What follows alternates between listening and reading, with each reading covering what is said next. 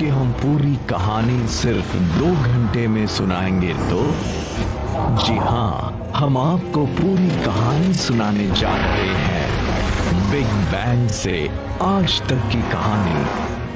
हम आपको पूरी कहानी सुनाने जा रहे हैं। बिग बैंग से आज तक की कहानी। कैसे हमारे ग्रह पर इंसानों का जन्म हुआ, किस तरह से हम स्टोन एज से स्टीम इंजन तक पहुंचे, किस तरह से शहरों और सभ्यताओं के पहले बीज पड़े। हर चीज जुड़ी हुई है और वो रास्ता आप तक जाता है। इतिहास को इतना सब कुछ करने में 1370 करोड़ साल लगे, लेकिन हम आपको हर जरूरी जानकारी देंगे सिर्फ 2 घंटे में।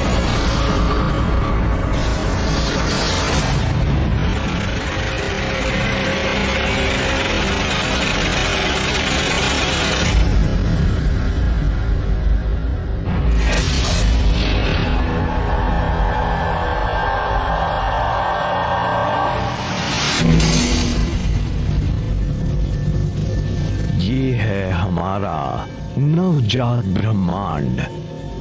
आने वाले दिनों में जो भी होगा, जिस भी चीज का वजूद होगा, उसकी शुरुआत यहाँ से हुई। ऊर्जा के इस छोटे से स्रोत से, वो स्रोत जो एक परमाणु से भी छोटा है।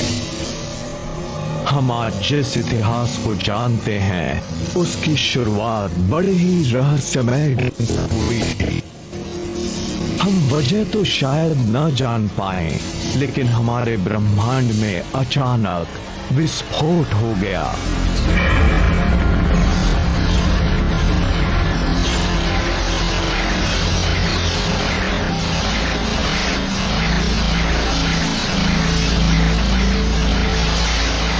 सेकंड के करोड़वें करोड़वें करोड़वें करोड़वें करोड़वें हिस्से में जो चीज परमाणु से भी छोटी थी, वो अचानक एक तारा मंडल से भी बड़ी हो गई।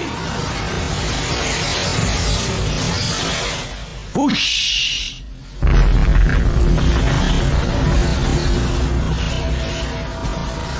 आप जिसे देख रहे हैं वो ऊर्जा है, और अगले 2 घंटे में हम जो दिखाने जा रहे हैं उसे समझने के लिए ये बेहद अहम है।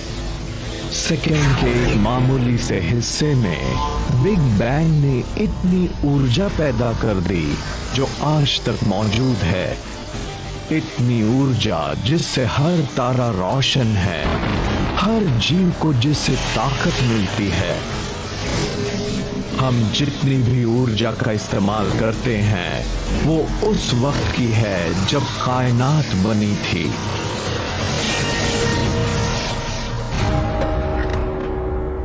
जब हम कार में पेट्रोल डालते हैं, तब हम उस ऊर्जा का इस्तेमाल करते हैं जो बिग बैंग के वक्त बनी थी। हम ब्रह्मांड की ऊर्जा का इस्तेमाल करते हैं।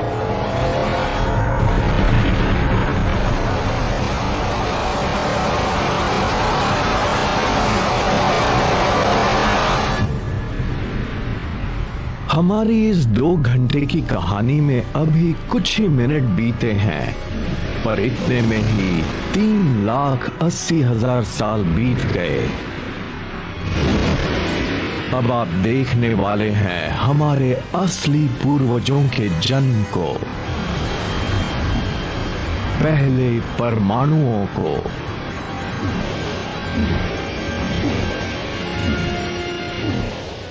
ये है हाइड्रोजन। ब्रह्मांड इसकी मदद से ही हमारे आसपास की हर चीज बनाने वाला है। हाइड्रोजन एक बेसबॉल टीम की तरह होती है। हम सोचते हैं कि किस खिलाड़ी को हम टीम में रखें। मुझे एक ब्रह्मांड बनाना है, उसकी शुरुआत हाइड्रोजन से करूंगा, क्योंकि उसमें बहुत ज्यादा गर्मी और दबाव होता है और उससे कई किस्म के परमाणु बनाए जा सकते हैं। पहले परमाणु ब्रह्मांड में उड़ने लगे। लेकिन अच्छी बात ये हुई कि वो बराबरी से नहीं फैले थे, क्योंकि ज्यादा परमाणुओं वाले छोटे पॉकेट्स में शुरुआती ब्रह्मांड को गढ़ने वाले ग्रेविटी ने अपना जादू दिखाना शुरू किया।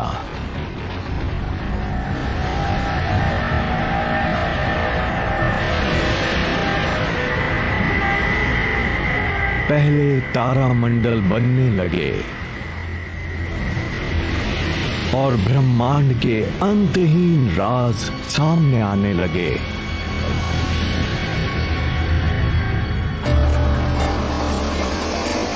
पूरे इतिहास में जब भी किसी एक जगह पर ज्यादा ऊर्जा और तत्व जमा हुए, वहां जटिल चीजें होने लगी। पूरे ब्रह्मांड में कई ऐसे इलाके थे जहां पर बहुत बड़े पैमाने पर क्रिएटिविटी, साइंस और आर्ट नजर आ रहा था, और कई नई संस्कृतियां भी बनी, क्योंकि बहुत सारी चीजें एक दूसरे से इंटरैक्ट करने लगी थी। जाहिर सी बात है, जहां भी कुछ होगा वहां नई चीजें विकसित होंगी ही, और जहां कुछ है ही नहीं वहां पर क्या विकास हो सकता है।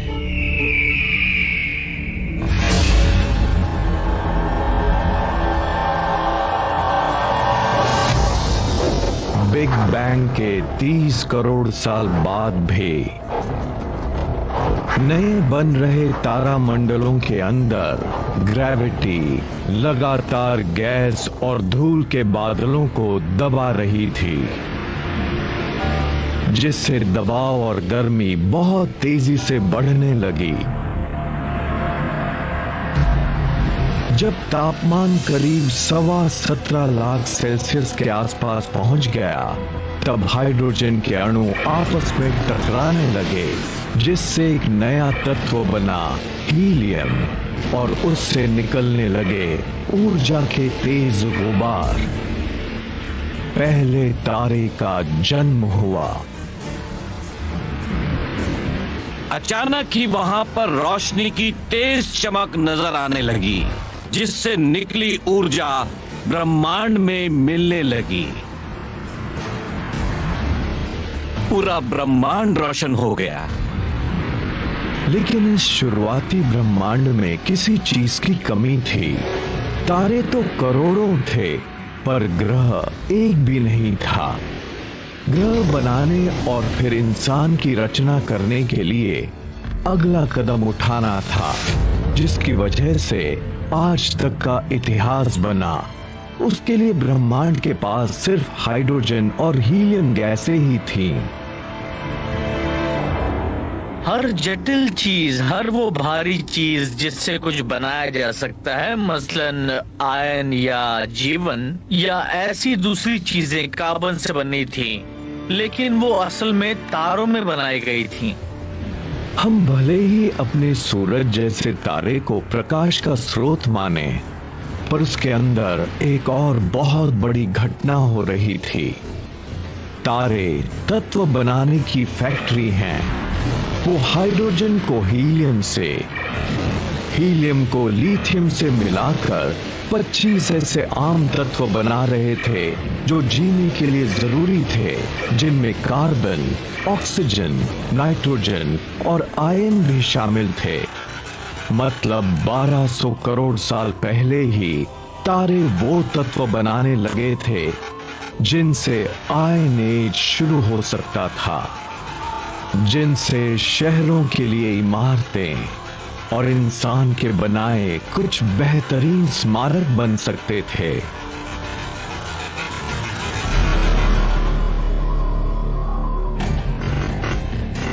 लेकिन स्टैच्यू ऑफ लिबर्टी देखने से पता लगता है कि शुरुआती ब्रह्मांड के सामने अगली चुनौती क्या थी। इस मूर्ति का फ्रेम तो लोहे से बना है, लेकिन इसकी खाल जिस चीज से बनी है वो इतनी भारी थी कि तारों में नहीं बन सकती थी।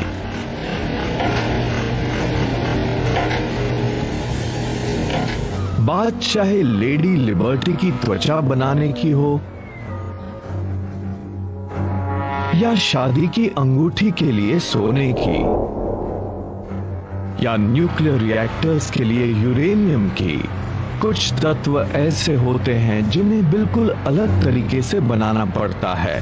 तारों के पास इस काम को अंजाम देने लायक ऊर्जा नहीं थी, लेकिन जब तत्व बनाने वाली फैक्ट्री में इतना दम ही ना हो तो उसे उड़ा देने में क्या बुराई है। पहले तारे बनने के कुछ लाख साल बाद ही उनमें से कुछ में अचानक विस्फोट हो गया। वैम! इन विस्फोटों को सुपरनोवा कहते हैं और ये ब्रह्मांड में बिग बैंग के बाद सबसे बड़े विस्फोट थे। उससे जो ऊर्जा निकली उसने ज्यादा भारी तत्वों को एक दूसरे में मिलाना शुरू किया। विस्फोट के साथ वो तारे तो खत्म हो गए, लेकिन उनसे बना यूरेनियम, सोना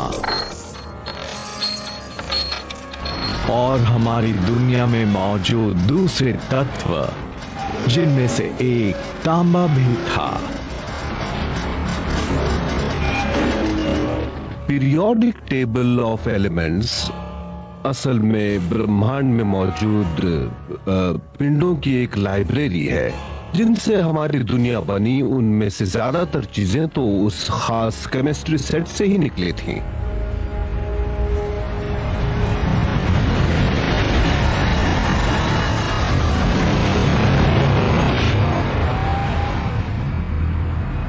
सुपरनोवा की वजह से ही आज हम हैं।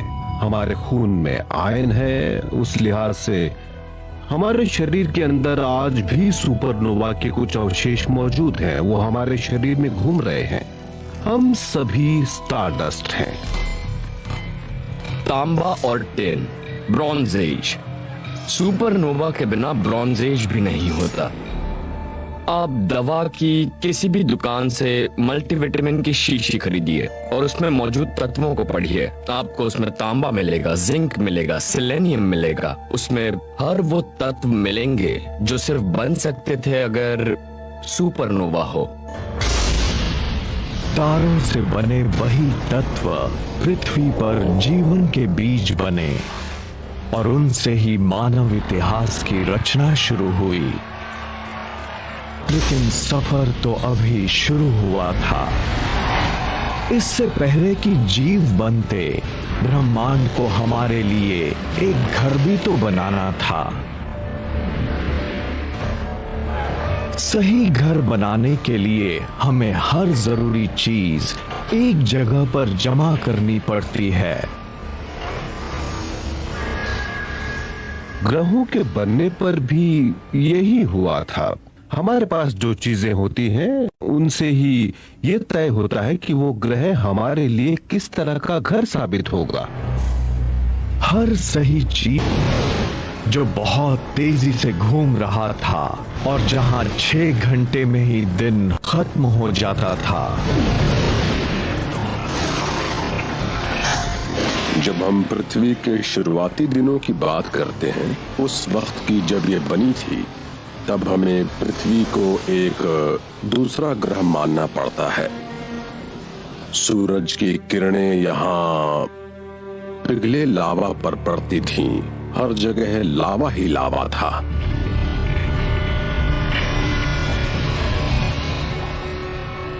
कुछ जगहों पर ज्वालामुखी की काली चट्टानें भी थीं। पिघली चट्टान में मौजूद तत्व इधर उधर बिखरे हुए थे। किसी को उन्हें सही क्रम में लगाना था। एक बार फिर से ये काम किया ग्रेविटी ने। हल्की चीजें सतह की ओर बढ़ी और उन्होंने एक सख्त पपड़ी बना दी। भारी चीजें केंद्र की ओर गईं और उन्होंने पिघले हुए लोहे और निकल का एक कोर बना दिया। उस पिघले हुए धातु का घूमता केंद्र एक मैग्नेटिक फील्ड बना रहा था जो अंतरिक्ष तक गया एक फोर्स फील्ड के तौर पर। यही हमारे होने वाले घर को सूरज के खतरनाक तत्वों से बचाने वाला था। जल्द ही इस मैग्नेटिक फील्ड ने जीवन को बढ़ने का मौका दिया। बाद में उन खोज करने वालों के लिए भी मददगार बना जिन्होंने दुनिया के दोनों हिस्सों को जोड़ा। लेकिन इन सब के लिए पृथ्वी को एक अहम साथी की जरूरत थी।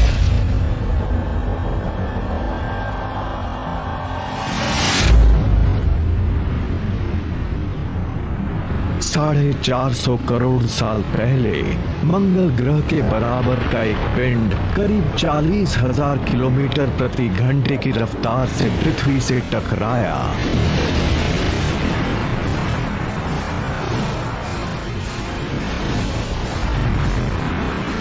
पृथ्वी ने उसके ज्यादातर पृथ्वी पर जीवन के विकास के लिए मौसम बेहद अहम है और पृथ्वी का अपनी धुरी पर थोड़ा सा झुका होना भी पृथ्वी पर जीवन को बरकरार रखने के लिए जरूरी है। चांद की ग्रेविटी की वजह से पृथ्वी की घूमने की रफ्तार भी कम हुई, जिससे हमारे दिन अब 6 घंटे की बजाय 24 घंटे के होने लगे।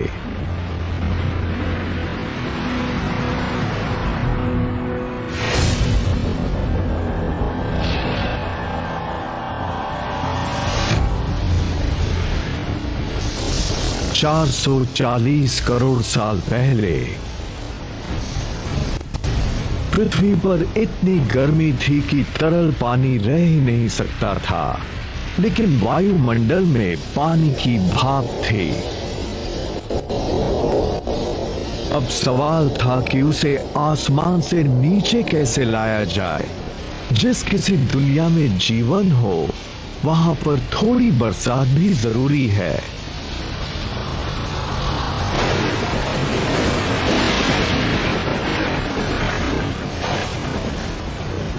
कई लाख साल पहले जब पृथ्वी ठंडी हुई, तब बारिश होने लगी, जिससे तालाब बने, झीलें बनी और फिर महासागर बने। 380 करोड़ साल पहले हमारे ग्रह के पास एक चांद था, एक महासागर था, लेकिन वो वैसा नहीं था जैसा कि आज हम देख रहे हैं। इंसान के इतिहास का मंच बनने के लिए पृथ्वी को ऑक्सीजन से भरा वायुमंडल और ऐसे उपजाऊ महादेश चाहिए थे जहां लोग रह सकें, विकास कर सकें। हमारी नई दुनिया को कौन गढ़ेगा? उनमें से करोड़ों करोड़ हमारी त्वचा पर रेंग रहे हैं।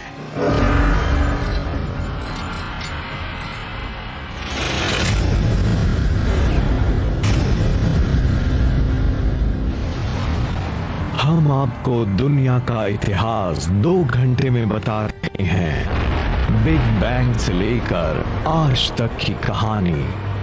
हमारी आज की दुनिया में इससे जुड़े कई सुराग छिपे हैं।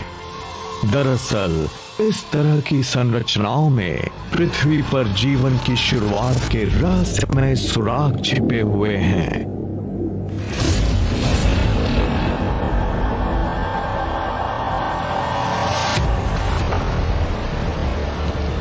$380 करोड़ साल पहले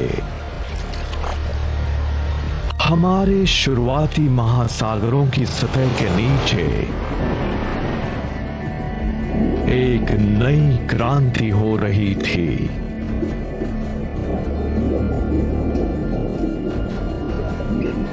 छह मामूली से तत्व, जिनमें से एक बिग बैंग से निकला हाइड्रोजन भी था और तारों से बने ऑक्सीजन, कार्बन और नाइट्रोजन भी थे, इन सब ने मिलकर जीवों की रचना शुरू कर दी, हमारी भी। उनमें से सबसे खूबसूरत था डीएनए। उसके छल्लों के नीचे छिपे थे जीवन के कोड। हमारी पृथ्वी के बनने के 7 लाख साल बाद पृथ्वी पर जीवन भी शुरू हो गया। हम किसी दानव के कंधों पर नहीं, बल्कि छोटे छोटे जीवों के कंधों पर सवार हैं, बैक्टीरिया पर। हम बड़े ही अहंकारी हैं। हमें लगता है कि ये दुनिया हम चला रहे हैं, लेकिन हम इस दुनिया में ही काफी देर से आए हैं। जानवरों से काफी पहले यहाँ बैक्टीरिया आ चुके थे, फिर जानवर आए और हमें लगा कि हमने उनकी सल्तनत ही मिटा दी। अगर हमने वो सल्तनत खत्म कर दी होती तो हम भी नहीं रहते। हमारे शरीर के अंदर बैक्टीरिया की पूरी फौज है। असल में हम सब के शरीर में इतने बैक्टीरिया हैं जितने की पूरी दुनिया में इंसान। कई करोड़ों साल तक इस दुनिया पर इस तरह के जीवाणुओं का ही राज था। नवजात ब्रह्मांड की तरह शुरुआती जीव भी छोटे और मामूली थे, लेकिन वो संभावनाओं से भरे थे। उसने किस तरह से नए नए रूप लिए, हम उसके बारे में ही देख रहे हैं। उनमें हम भी एक हैं, और ये जानने के लिए हमें वक्त की शुरुआत में जाना होगा। हमने ये तो देखा कि आज जो भी ऊर्जा है वो बिग बैंग से निकली थी। हर जीव को जीने के लिए अपने हिस्से की ऊर्जा चाहिए थी। हम उसे जितना साधते उतना ही उसका इस्तेमाल कर पाते और उतने ही जटिल बनते जाते। बिग बैंग से निकली करीब करीब सारी ऊर्जा हमें सूरज से मिली।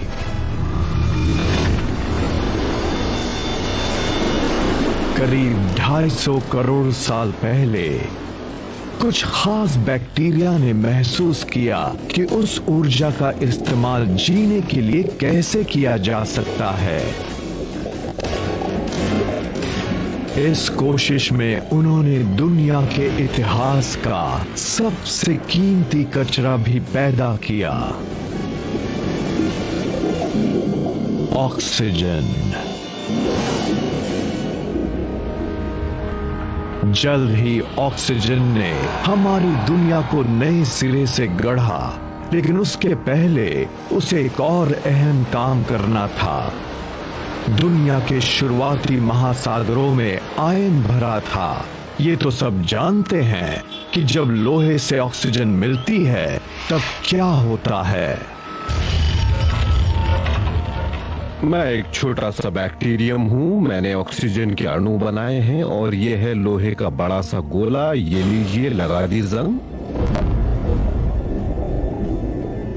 जंग लगा लोहा महासागरों के तल पर जमा होने लगा।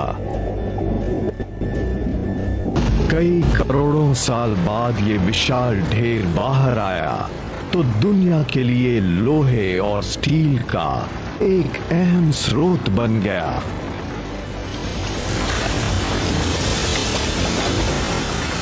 लोहे के उसी ढेर की वजह से बाद में औद्योगिक क्रांति शुरू हुई। इस तरह से ब्रुकलिन ब्रिज और इंडस्ट्रियल एज के दूसरे बड़े लैंडमार्क्स किसी न किसी रूप में पृथ्वी पर जीवन की शुरुआत से जुड़े हैं। जब महासागरों में जंग लगाने के लिए लोहा नहीं बचा, तब ये बैक्टीरिया एक दूसरे काम में जुट गए। उन्होंने इतना ऑक्सीजन बनाया कि महासागर भर गए और वो वायुमंडल में जाने लगी। उसके बाद तो हमारा ग्रह हमारे सौर मंडल के दूसरे ग्रहों से बिल्कुल अलग बन गया। इसके बाद जीवन ने एक लंबी छलांग लगाई। पहली बार कुछ बैक्टीरिया ने ऑक्सीजन के सहारे जीना सीख लिया था। यानी हम जो सांस आज ले पाते हैं उसका इतिहास करीब 250 करोड़ साल पुराना है। करोड़ों साल बाद भी जीव उनके सहारे रहे जिनसे उन्हें फायदा हो रहा था। ऑक्सीजन ने कहानी बदल दी थी। उसकी शक्ति को साध कर जीवों ने ऊर्जा का एक नया स्रोत ढूंढ लिया था और वो स्रोत उसके पहले के किसी भी स्रोत से 20 गुना ज्यादा सक्षम था। इस नई ऊर्जा के सहारे जीवों ने जो किया वो कहानी हमारे आज तक आती है।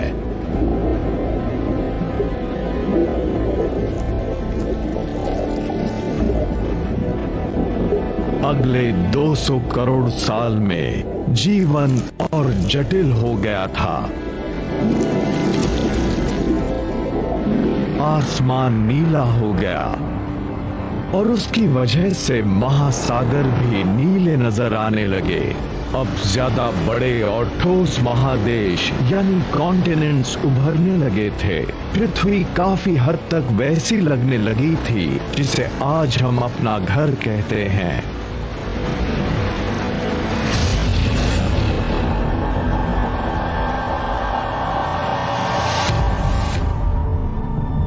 $550 करोड़ साल पहले जब पृथ्वी अपना 400 करोड़वां जन्मदिन मना रही थी, तब वायुमंडल में ऑक्सीजन का स्तर 0 से बढ़कर 13% तक पहुंच गया था। आप एक गहरी सांस लीजिए, क्योंकि अब पृथ्वी पर उथल पुथल होने वाली है।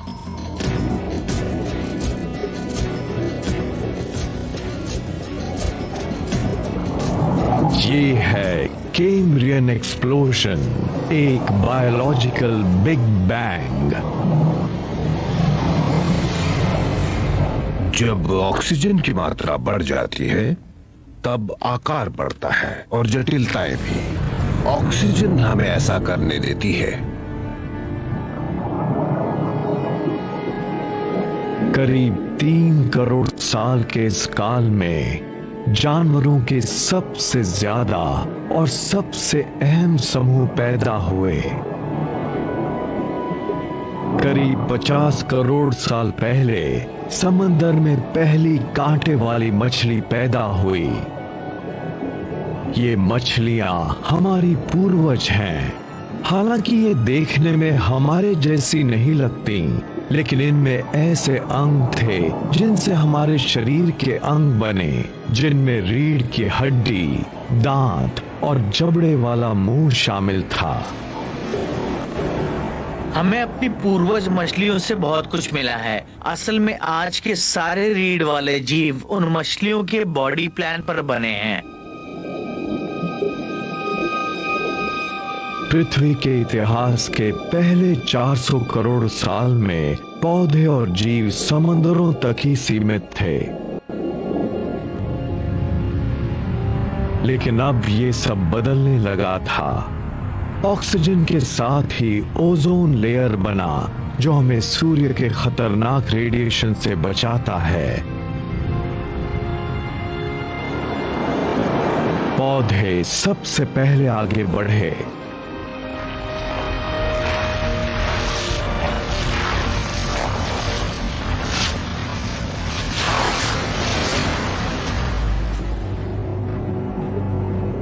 करीब 40 करोड़ साल पहले जीव भी आगे बढ़ने को तैयार हो गए।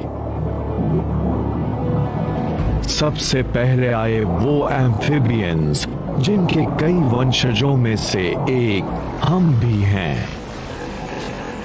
जानवरों के विकास के सिलसिले में मुझे जो बात सबसे दिलचस्प लगती है वो है एम्फिबियंस का प्राचीन महासागरों से बाहर आना और जमीन पर आकर हवा में सांस लेना। ये तो वैसा ही है जैसे हमारे दादा के दादा के दादा के दादा समंदर से बाहर आए हों और इस दुनिया का नजारा किया। उसे देखकर उन्होंने कहा होगा, अरे मैं तो यहाँ रह सकता हूँ। उन पेड़ों को, कीड़े मकोड़ों को देखो, यहाँ खाना भी है, मैं यहाँ रह सकता हूँ।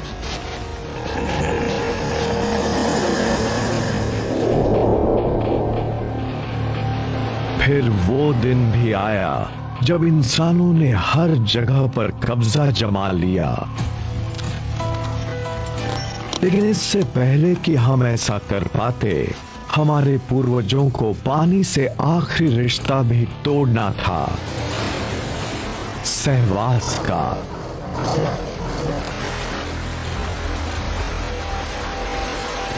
आज के मेंढकों की तरह जो जली जैसे अंडे देते थे, वो जमीन पर सूख जाते थे। लेकिन कुछ एम्फिबियंस ने इस समस्या का भी हल ढूंढ लिया। वो ऐसे अंडे देने लगे जिसके ऊपर का खोल अंदर की नमी बचाए रखता था।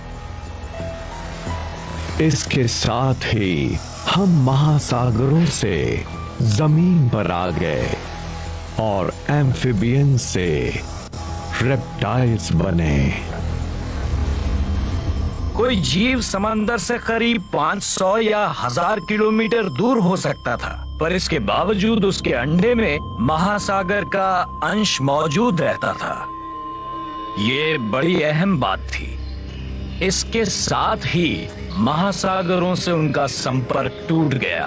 अब वो धरती की दूसरी जगहों पर बसने लगे।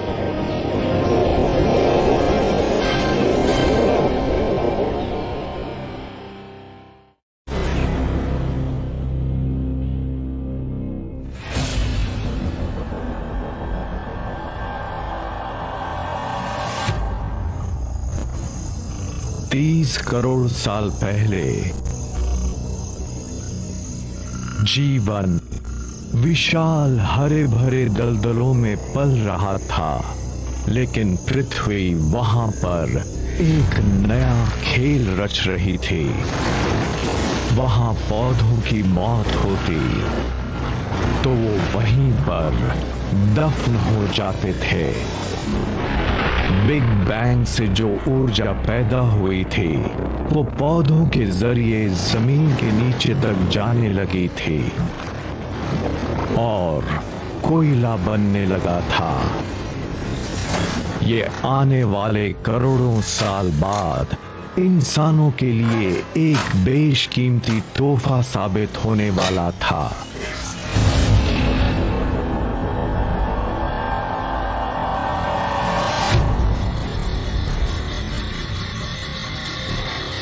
पच्चीस करोड़ साल पहले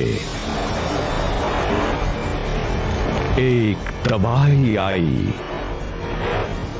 और ये पृथ्वी के शुरुआती दिनों के बाद किसी ज्वालामुखी का बहुत बड़ा तांडव था। वायुमंडल में कार्बन डाइऑक्साइड भर गई और उसके बाद कैम्ब्रियन एक्सप्लोजन के बाद अलग अलग जीवों का जो विकास शुरू हुआ था, वो थम गया। पृथ्वी पर रहने वाली 70% प्रजातियां खत्म हो गईं और इतने बड़े पैमाने पर हुई मौतों को कहा गया पर्मियन एक्सटिंक्शन। पृथ्वी पर इस तरह के विनाश तो होते ही रहे हैं। पिछले 50 करोड़ साल में कम से कम 5 बार ऐसी तबाही आई है जिससे पृथ्वी पर से सबसे अहम प्रजाति ही खत्म हो गई। ये भी ताश की गड्डी को फेंटने जैसा ही है, जिससे नई प्रजाति पैदा होती रहती है। उस वक्त भी एक नई प्रजाति पैदा हुई, डायनासोर की। अगले 16 करोड़ साल तक डायनासोर पृथ्वी पर राज करते रहे। उसी दौर में पृथ्वी पर सख्त लकड़ी के पहले जंगल पैदा हुए और 400 करोड़ साल बाद चांद की ग्रेविटी की वजह से पृथ्वी पर 24 घंटे का दिन होने लगा। डायनासोर के शुरुआती काल में दुनिया भर की जमीन एक ही जगह जमा थी, जिसे पैंजिया कहते थे, लेकिन अब वो अलग होने लगी थी।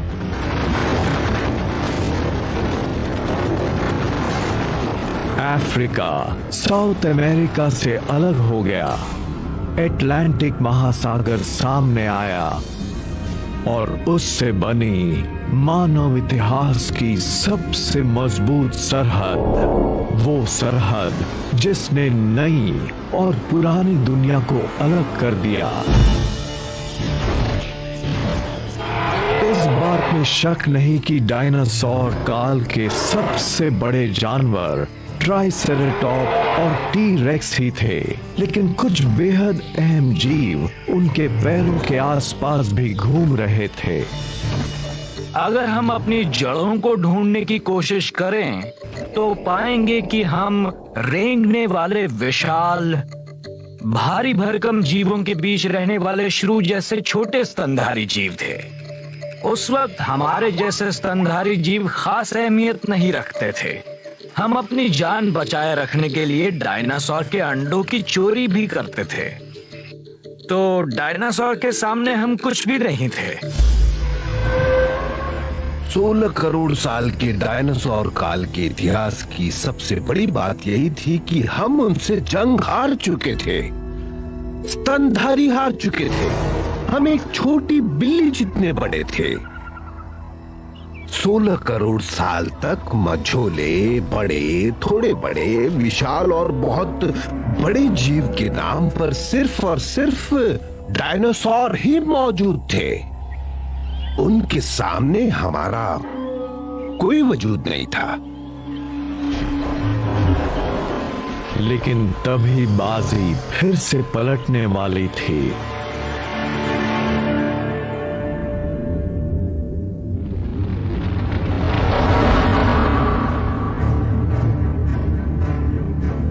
साढ़े 6 करोड़ साल पहले करीब 10 किलोमीटर चौड़ी चीज, जो शायद एक एस्टेरॉयड था, पृथ्वी से टकराया।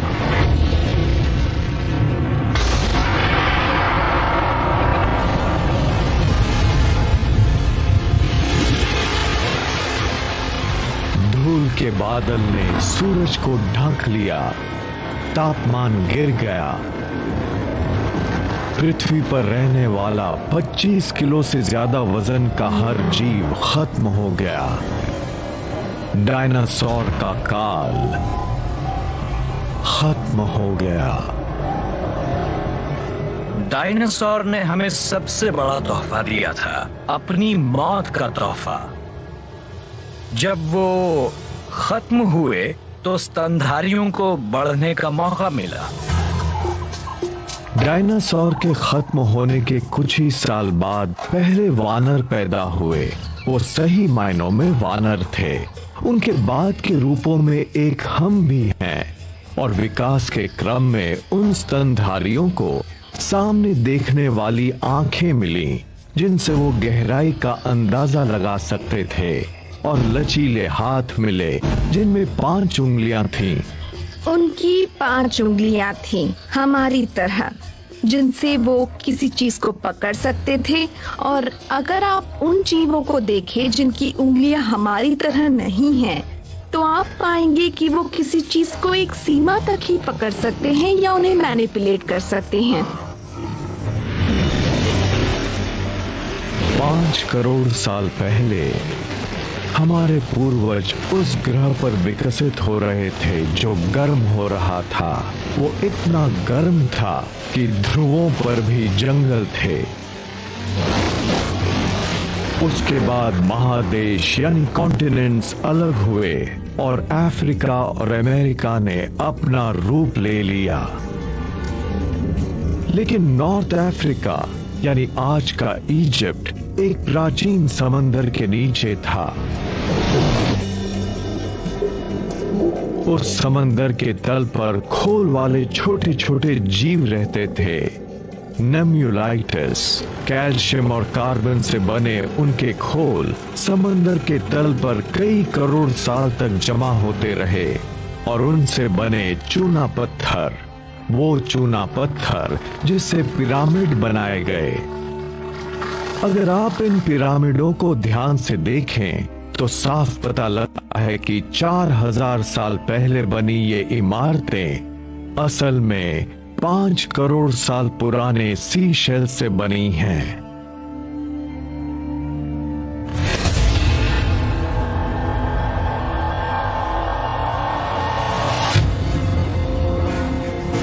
एक करोड़ साल पहले पृथ्वी वो रूप लेने लगी थी जिसे हम आज देख रहे हैं।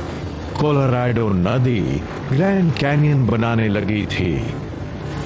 हिमालय जैसी पर्वतमालाएं खड़ी होने लगी थीं। वो इतनी ऊंची थीं कि उनसे मौसम का पैटर्न बदलने लगा। उससे पृथ्वी भी ठंडी होने लगी थी।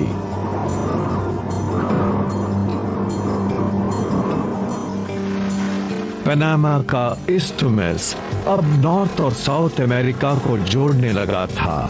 इसके बाद अटलांटिक और प्रशांत महासागर एक दूसरे के करीब आए तो महासागरों में उफान आ गया और दुनिया आइस एज की ओर जाने लगी।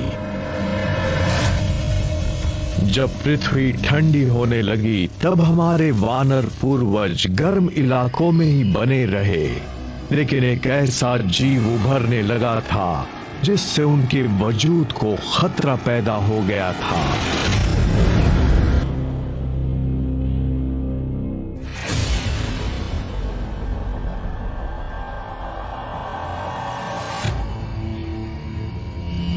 सत्तर लाख साल पहले हमारे वानर पूर्वज पेड़ों पर चैन से रहते थे, लेकिन उनके आसपास के इलाकों पर हमले होने लगे थे। इस नए खिलाड़ी ने भी मानव इतिहास पर उतना ही असर डाला जितना कि पृथ्वी के किसी और जीव ने। आप शायद इस बात पर यकीन न करें, पर हमारे वजूद के लिए एक चीज बेहद अहम थी, और वो चीज थी घास। दुनिया के करीब हर इलाके में एक ही वक्त पर घास के मैदान नजर आए। अफ्रीका के सवाना हो, यूरेशिया के स्टेपलैंड्स हो, या फिर नॉर्थ अमेरिका के प्रेरीज, या फिर अर्जेंटीना के घास के मैदान। घास दुनिया में हर जगह थी। ईस्ट अफ्रीका में घास के मैदानों ने हमारे वानर पूर्वजों के जंगल के घरों में घुसपैठ कर ली थी। जब पेड़ कम बचे और उनके बीच दूरी बढ़ गई, तब हमारे पूर्वजों को उसके मुताबिक ढलना पड़ा। वानरों ने देखा कि एक ही पेड़ पर बहुत ज्यादा वानर रह रहे हैं, जबकि वहाँ खाने की कमी है। तब उन्हें खाने की तलाश में एक जगह से दूसरी जगह पर जाना पड़ा, और उन दो जगहों के बीच थे घास के मैदान। अब वहां तक पहुंचने का एक तरीका तो था बेतहाशा भागो, और दूसरा तरीका ये था कि घास के मैदानों में खाने की जो चीजें हैं उनका ही फायदा उठाओ, वही खाओ। इसके बाद कुछ वानर तो इस वीरान नए घर में आ गए। ये जगह उन वानरों के लिए ज्यादा अच्छी थी जो दो पैरों पर चलते थे। वो लंबी घासों के ऊपर से सिर उठाकर अपने दुश्मनों पर नजर रख सकते थे। दो पैरों पर चलना एक बहुत ही अहम विकास था, क्योंकि उससे दोनों हाथ खाली रहते थे। हाथों ने भी मानव इतिहास को गढ़ा है।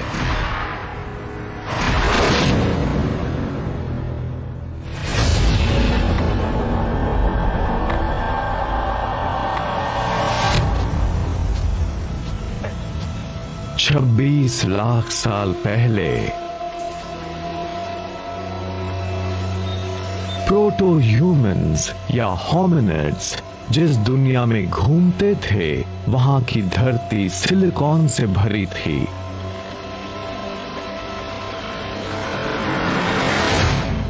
वो करोड़ों साल पहले तारों के केंद्र में बना था और सिलिकॉन पृथ्वी के केंद्र में दूसरा सबसे बड़ा तत्व था। उसकी एक बहुत बड़ी खूबी ये थी कि वो ऑक्सीजन के साथ जुड़कर क्रिस्टल बनाता था, जिससे ठोस पत्थर बनते थे और उस पत्थर को जब गढ़ा जाता तब वो टूटता नहीं था।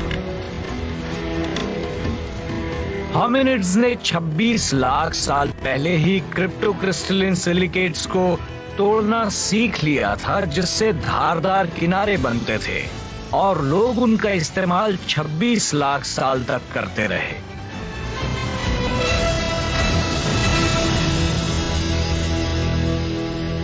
जैसे ही मामूली से पत्थर पर धारदार किनारा बना, हमारे पास एक हथौड़ा आ गया। हमें काटने का एक हथियार मिल गया। पत्थर के एक मामूली से हथियार की मदद से इंसान अब 1000 ऐसे काम कर सकता था जो वो पहले नहीं कर पाता।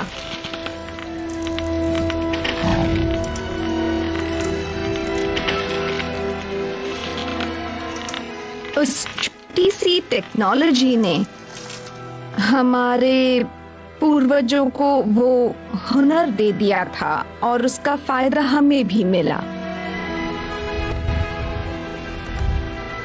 सिलिकॉन से पहला टेक्नोलॉजिकल रेवोल्यूशन शुरू हुआ और हम स्टोन एज में पहुंच गए। लाखों साल बाद हम उसकी मदद से हाथ से इस्तेमाल होने वाले औजारों का प्रयोग करने लगे और सिलिकॉन की एक और रासायनिक खूबी ने उसे फिर से टेक्नोलॉजी के चरम पर पहुंचा दिया था। इंसान बनने की दिशा में हमारा जो अगला कदम था, वो हमारी पृथ्वी में छिपा एक गहरा राज था। पूरे ब्रह्मांड में सिर्फ पृथ्वी के पास ही वो खास शक्ति थी।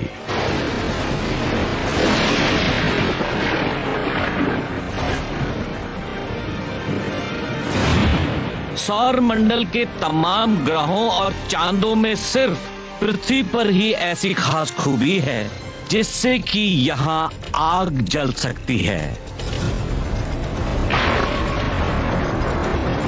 दूसरे ग्रहों और चांदों पर बिजली और लावा है, लेकिन सिर्फ पृथ्वी पर ही 2 ऐसी चीजें हैं जिनसे आग जल सकती है।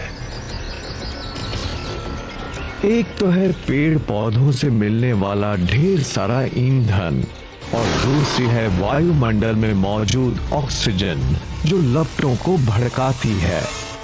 अगर यहाँ आग नहीं जल पाती तो हम आज भी भटकते ही रहते।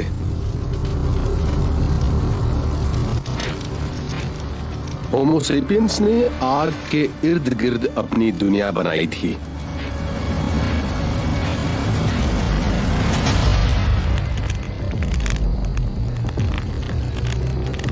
हमारे पूर्वजों ने 8 लाख साल पहले ही आग को काबू में रखना सीख लिया था।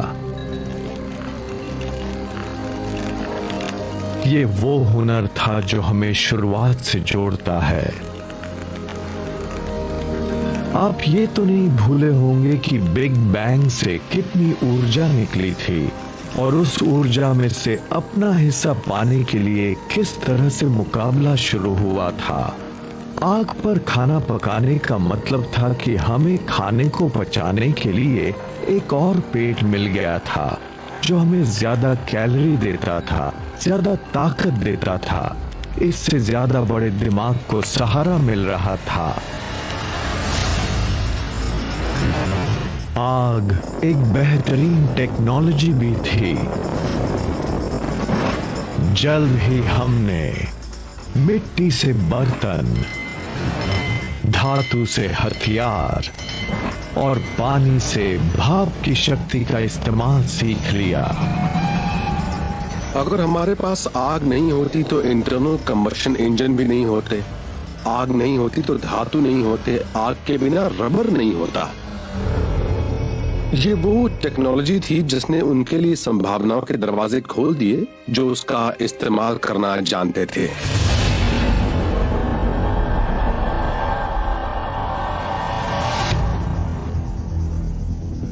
दो लाख साल पहले आज के इंसान ने अपना रूप ले लिया था। लैरिंग्स यानी आवाज की जो नली हमारे पूर्वजों में ऊपर थी वो नीचे आ गई थी। अब वो ज्यादा जटिल आवाज निकाल सकता।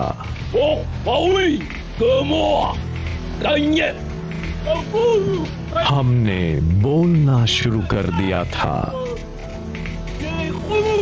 पहली बार कोई जानकारी एक से दूसरे इंसान या एक से दूसरी पीढ़ी तक पहुंचने लगी थी। इंसानों ने दुनिया के दूसरे जीवों के मुकाबले ज्यादा अहम फायदा पा लिया था। हम कह सकते थे कि दादी ने कहा है अगर हाथी नजर ना आए तो हम ज़ीब्रा का शिकार कर सकते हैं। मेरी मौसी कह रही थी कि उनके मौसेरे भाई को नदी के दूसरे किनारे पर पानी का एक सोता दिखा है। इससे सबको फायदा होता था क्योंकि तब कोई भी बता सकता था कि उसे उस खास जगह पर कौन सी नई चीज मिली है। भाषा की वजह से हम एक अकेले कंप्यूटर की बजाय नेटवर्क्ड कंप्यूटर्स बन गए थे और हर जानकारी बांट सकते थे। अब किसी को किसी के अनुभव के सहारे नहीं रहना था। अब हर इंसान किसी और से वो जानकारी पा सकता था जो उसके पास थी। ये बहुत बड़ा फायदा था और कोई और जीव ऐसा नहीं कर सकता था। एक प्रजाति के तौर पर इंसान ज्यादा समझदार हो गया था। अब पूरी दुनिया खेल का मैदान बन गई थी और हम खेलने को तैयार थे। 1 लाख साल पहले इंसान कहीं जा सकता था। हमारे पास फुर्तीले हाथ और प्राचीन हथियार थे। हम बात कर सकते थे, आग को काबू में रख सकते थे। अब हम अपने अफ्रीकन घर को और बड़ा कर सकते थे। उस रास्ते पर चल सकते थे जो लाखों सालों में बना था। महादेश यानी कॉन्टिनेंट्स खिसके तो अफ्रीका और यूरेशिया जुड़ गए और उससे बनी एक बहुत बड़ी जमीन जिसका नाम था अफ्रो यूरेशिया। वो करीब 8.5 करोड़ स्क्वायर किलोमीटर में फैली थी, चांद की सतह से दुगनी जगह में। शुरुआती इंसानों के लिए इसका मतलब था कि वो आधी से ज्यादा दुनिया पैदल ही पार कर सकते थे।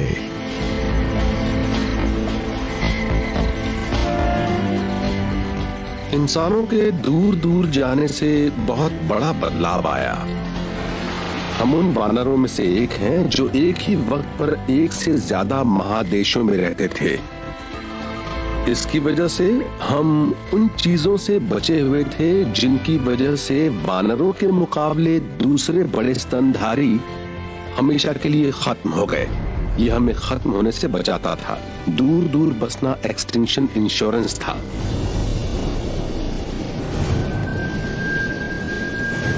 लेकिन जब दुनिया हमारे लिए रास्ते खोल रही थी तभी ग्रह हमारे लिए एक मुसीबत बन गया। आइस एज शुरू हो गया। ग्रह अब हमारी पहले से ज्यादा कड़ी परीक्षा लेने लगा था। करीब 50,000 साल पहले ग्लेशियर नॉर्थ पोल से आगे बढ़ने लगे थे। उसी वक्त दुनिया की खोज पर निकला इंसान चाइना और ऑस्ट्रेलिया तक पहुंच गया।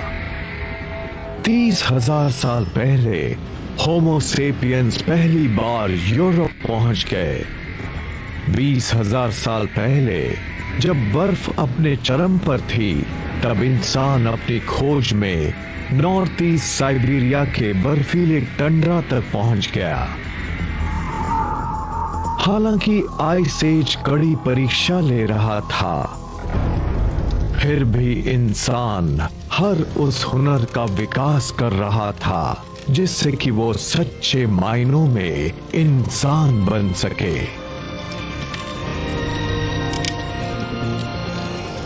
इसके सुराग छिपे हैं इन सिंबल्स में। हमने बौद्धिक रूप से एक बड़ी छलांग लगाई थी और अब हम इस बात से परे सोचने लगे थे कि हमें जीना है। जब हम इन सिंबल्स वाले विचारों को देखते हैं तो यही कह सकते हैं कि एक जीव इंसान था जो हमारे जैसा ही था। जब हम किसी तस्वीर को देखते हैं किसी गाय की, तब सब यही कहते हैं कि वो गाय की तस्वीर है, क्योंकि जब हम किसी चीज को देखते हैं तभी ये कह सकते हैं कि हाँ, ये इंसान है। जो लोग या जीव हमारी तरह सोचते हैं वो दुनिया को भी वैसे ही देखते हैं जैसे कि हम।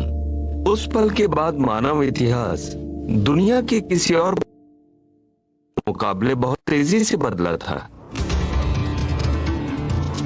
जब पृथ्वी का ज्यादातर पानी बर्फ में कैद हो गया, तब महासागरों का स्तर 100 से 125 मीटर नीचे चला गया। इंसानों के फैलने की आखिरी बाधा भी मिट चुकी थी। हम बेरिंग लैंड ब्रिज को पार करके साइबेरिया से पहुंच। हम दुनिया के इतिहास की कहानी सिर्फ 2 घंटे में सुना रहे हैं और 1 घंटे में ही 1300 करोड़ साल से ज्यादा का वक्त गुजर गया। तैयारियों के इन सालों में इंसान वजूद में आए और दुनिया भर में फैल गए। इसके बाद मानव का वो इतिहास शुरू हुआ जिसे हम जानते हैं।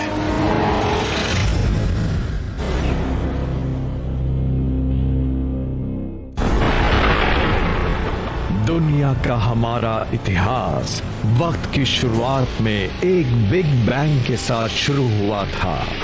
फिर हमने करीब 1400 करोड़ साल का सफर तय किया।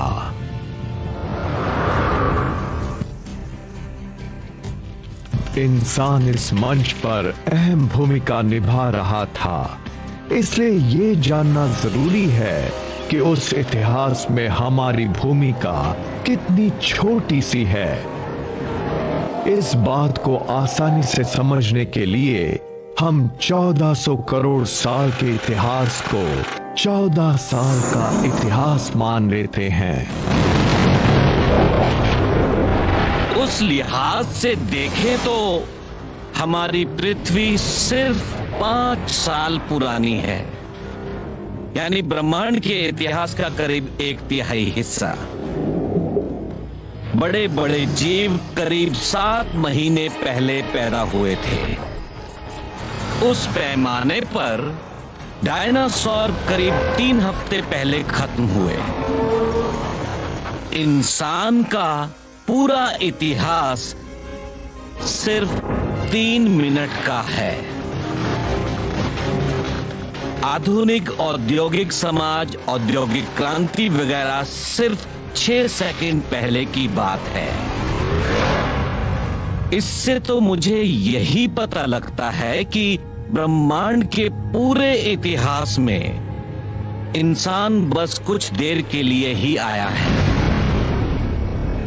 इंसान ने कुछ देर के लिए ही सही, पर अपनी चमक दिखाने के लिए करोड़ों साल तक इंतजार किया था। तारे और ग्रह धीरे धीरे तत्वों को सही क्रम में लगा रहे थे ताकि हम इंसानों का इतिहास लिखा जा सके।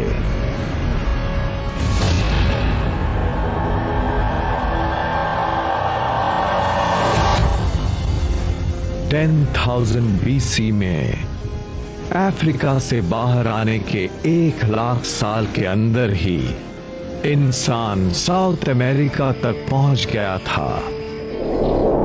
वहां इंसान का सामना आइस एज की मुश्किलों से हुआ, लेकिन हमारी मौत नहीं हुई, बल्कि हमने खुद को उस माहौल में ढाल लिया। हम ज्यादा समझदार हो गए थे। उसके बाद हमने पूरी दुनिया में अपनी बस्तियां बसा ली। समंदर किनारे से पहाड़ की चोटियों तक, हरे भरे मैदानों से लेकर रेगिस्तानों तक, हर जगह इंसान थे। हमारे सबसे करीब पूर्वज चिंपैंजी ट्रॉपिक्स में रहते थे। वो सिर्फ ट्रॉपिक्स में ही रहते थे, लेकिन इंसानों ने पूरी दुनिया को अपना घर बना लिया था। आइस एज ने ऐसे नए रास्ते बनाए जिससे इंसान दुनिया भर में फैलते चले गए, लेकिन तभी बर्फ पिघलने लगी और महासागरों का स्तर एक बार फिर से बढ़ने लगा। इंसान अपने अपनी जगह पर दो अलग अलग दुनिया में फंस गए और वो उन इलाकों में जो कुछ भी मिल रहा था उनके सहारे जीने की कोशिश करने लगे। जब ग्लेशियर पिघले तो उनसे झील, नदियां और खाड़ियां बनी। उसके बाद वो नक्शा बना जिसे हम जानते हैं। अफ्रीका में तेज बारिश की वजह से लेक विक्टोरिया और लेक एल्बर्ट का पानी बढ़ा, जिससे इजिप्ट में नील नदी बन गई। यूरेशिया में दूसरी नदियां बनी। आज के इराक यानी तब के मेसोपोटामिया में टाइग्रिस और यूफ्रेटिस नदियां बनी। आज के पाकिस्तान में इंडस नदी का जन्म हुआ। चाइना में येलो और यांगसी नदियां बहने लगी। बर्फ की उन चादरों के पिघलने के बाद इन सारी नदियों ने ही मानव इतिहास को गढ़ने में बड़ी अहम भूमिका निभाई थी। इन नदी घाटियों की उपजाऊ जमीन और वहां के पानी ने सभ्यता के पहले बीज बो दिए। आइस एज के बाद जब मौसम गर्म हुआ, तब पौधे और इंसान भारी संख्या में बढ़ने लगे और तब इंसान एक ही जगह पर बसने लगे। स्थायी बस्तियां बसने लगी, आबादी बढ़ने लगी।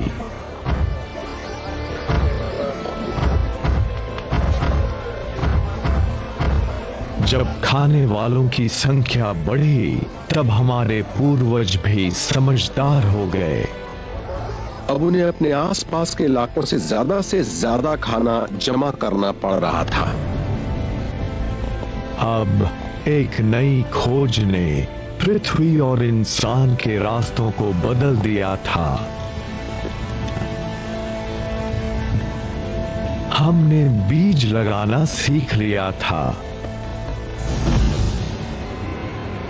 वो बीज उसी पौधे के थे जिसने लाखों साल पहले हमें वानर से इंसान बनाया था। मानव इतिहास में सबसे बड़ी भूमिका निभाने वाला वो पौधा था घास। घास का बीज बहुत छोटा होता है, उसे खाते नहीं हैं। अब मैं एक जंगली भैंस का शिकार करूं या घास खाऊं, जाहिर है शिकार ही करूंगा। लेकिन कमाल की बात ये थी कि घास के बीज दुनिया की सबसे अहम फसल बन गए। उसे उन संग्रह और शिकार करने वाले लोगों ने हजारों साल तक नजरअंदाज किया था। लोगों ने उनका इस्तेमाल तब शुरू किया जब उनके सामने और कोई चारा नहीं रहा। घास की जिस प्रजाति को हम अच्छी तरह से जानते हैं, पहचानते हैं, वो है गन्ना, गेहूं, जौ और राई भी घास की ही प्रजातियां हैं। हर तरह का अनाज घास की ही एक किस्म है। इसका मतलब है कि वो सिर्फ हमारी शान बढ़ाने वाले लॉन तक ही सीमित नहीं थी, वो एक ऐसा खाना भी थी जिसके सहारे पूरी सभ्यता टिकी हुई थी। उससे ही हमें सबसे ज्यादा कैलोरी मिल रही थी।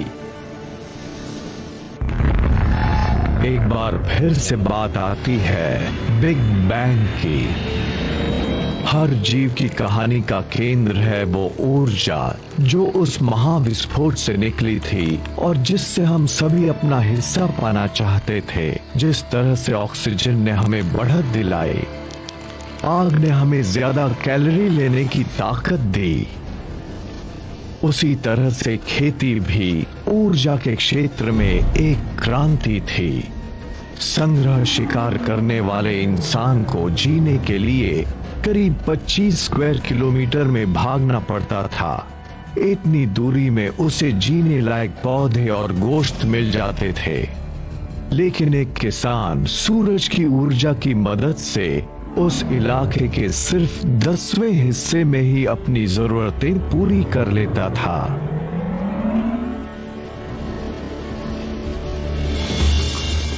पिछले आइस एज के बाद जब मौसम गर्म हुआ, तब दुनिया में करीब आधा दर्जन जगहों पर खेती की जाने लगी थी। लेकिन भौगोलिक रूप से देखें तो पौधों और पालतू बनाने लायक जानवरों का सबसे बड़ा समूह नजर आया मध्य पूर्व के उपजाऊ इलाकों में। मिडिल ईस्ट में कई किस्म के जीव नजर आने लगे थे और उन जीवों को पालतू बनाया जा सकता था, जीवों को भी और पौधों को भी।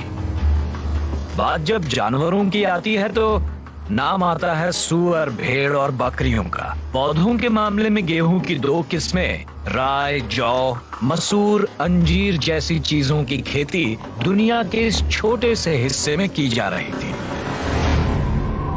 फर्टिल क्रेसेंट के मुकाबले बाकी के अफ्रो यूरेशिया के सब सहारन अफ्रीका और अमेरिका जैसी जगहों पर जीवों की पालतू बनाने लायक प्रजातियां बहुत कम थीं। ये एक बहुत बड़ा फर्क था। जिन लोगों के पास पौधों और जीवों का सही तालमेल था, वो ज्यादा शक्तिशाली बन गए और वो आधुनिकता की ओर भी बहुत तेजी से बढ़े।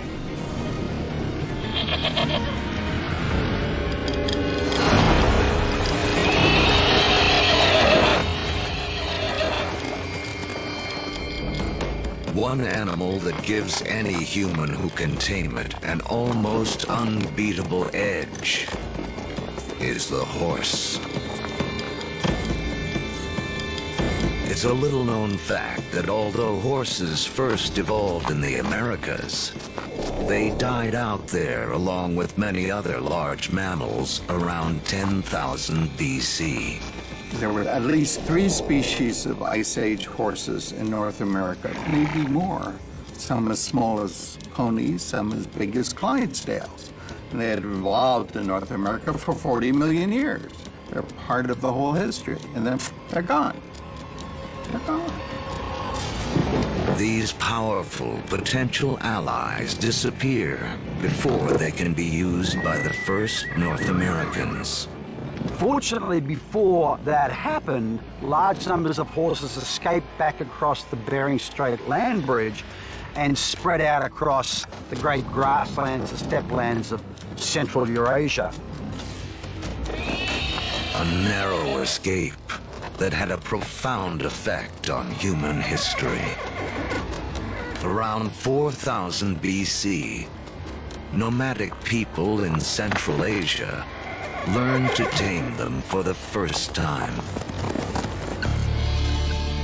Domesticated horses will be harnessed across Eurasia, advancing everything from work to warfare.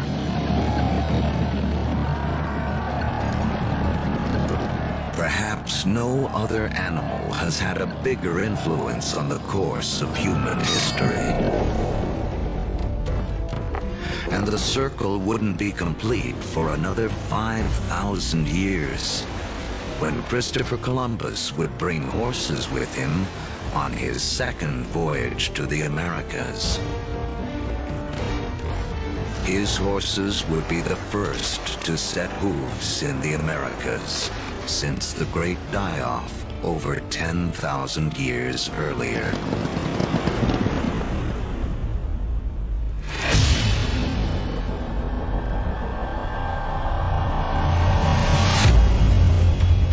"6,000 years ago, domestication of animals and plants sets the stage for the next phase of human history. Like clouds of interstellar dust gathering in material to form stars, a type of gravity is at work as places like Sumeria, located in part of the Fertile Crescent known as Mesopotamia, draw in people, support large populations, and spin up into centers of power and innovation. By 3000 BC, some of these Sumerian settlements can truly be called our first cities. One of them, Uruk, has around 50,000 people living in less than 1 square mile. A population density that rivals modern-day New York City.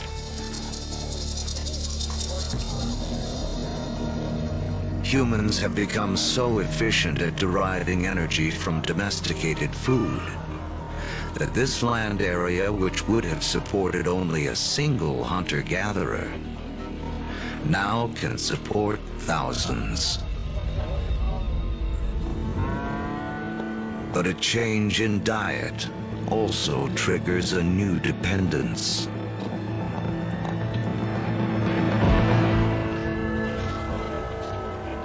Once you move to agriculture, you are depending for 80–90% of your calories on perhaps 1 or 2 species. In the case of the Middle East, wheat and barley. In the case of wheat and barley, they both ripen at about the same time. Humans have to gather the seeds at the same time. So now we have our food for the year that has arrived in one hit. It's like getting your salary paid once a year. You need to record it, you need to plan, because if inevitably your crop fails, you have famine, and you're not going to have another go for another 12 months.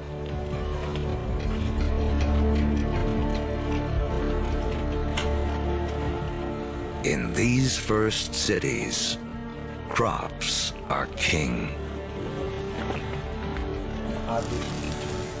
To keep track of them, our ancestors developed the first writing. To protect them, the first armies. And to administer them, the beginnings of politics.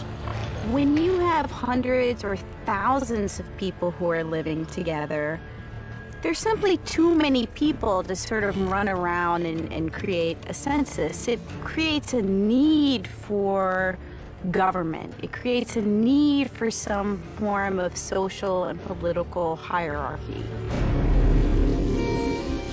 Planting seeds has set man on a new path. Settlements have grown into cities.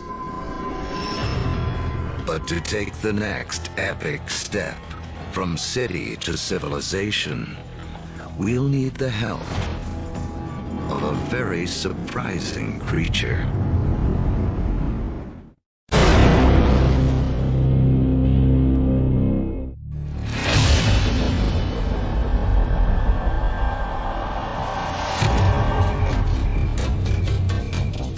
"5,000 years ago, after wandering the earth for more than 100,000 years, mankind has begun to settle down. We cluster near rivers, along the Tigris and Euphrates, the Nile, the Indus, the Yellow and Yangtze. Civilizations are about to take off.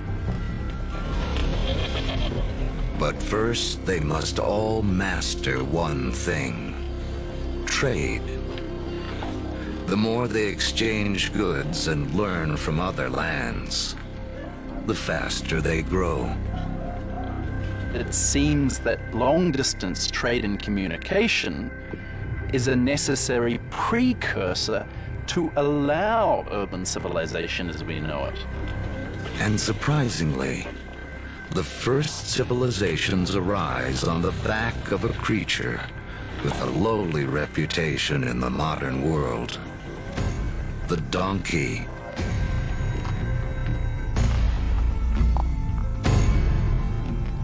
The donkey caravan is the interstate highway and high-speed internet of its day. Their roots will lay the groundwork for the modern world. Moving not only goods like timber and bronze, but ideas and stories. The civilizations they connect will be some of the first described in the Bible. The caravan routes converge at the Persian Gulf, where they link up with ships that carry goods to India.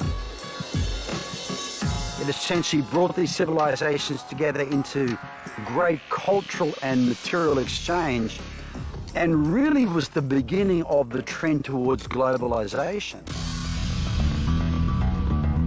It is a key to understanding how our world works to this day. Just like the first civilizations, we trade and form networks. These networks form hubs.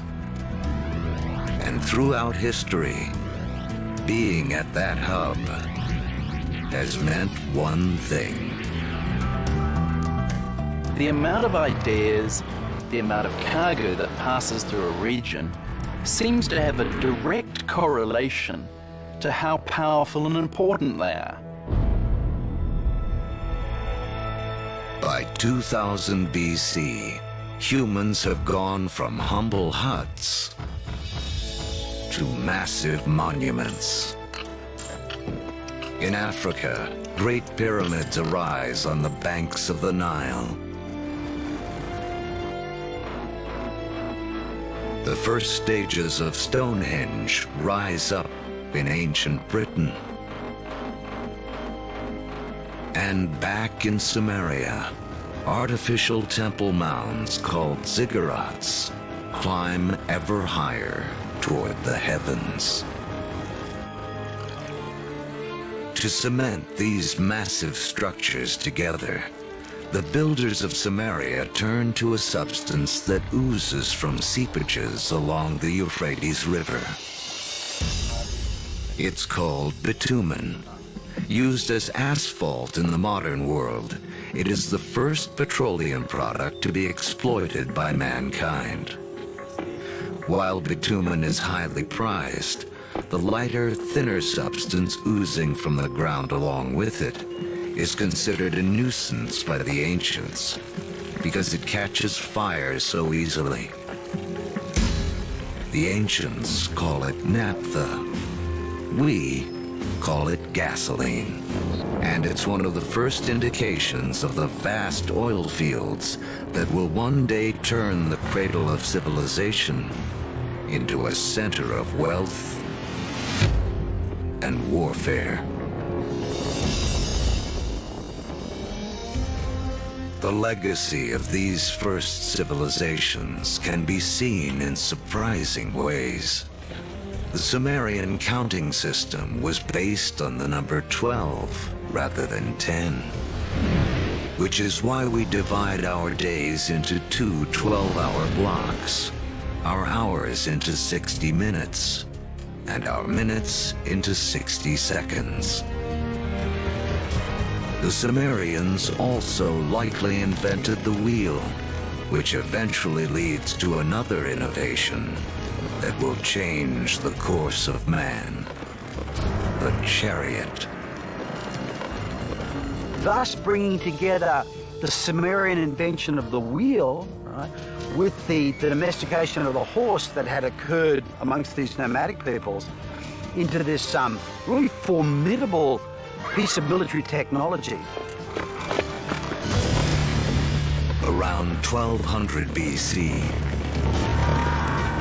a chariot-driven clash of civilizations cuts off trade routes for copper and tin, the metals we need to make bronze tools and weapons. But luckily, the stars have made us an alternative: iron. Now, metalsmiths make a crucial discovery. By working at higher temperatures, they can release the power of this ancient metal. Easier to sharpen and 700 times more common on Earth than copper. It is a game changer. Humanity enters the Iron Age.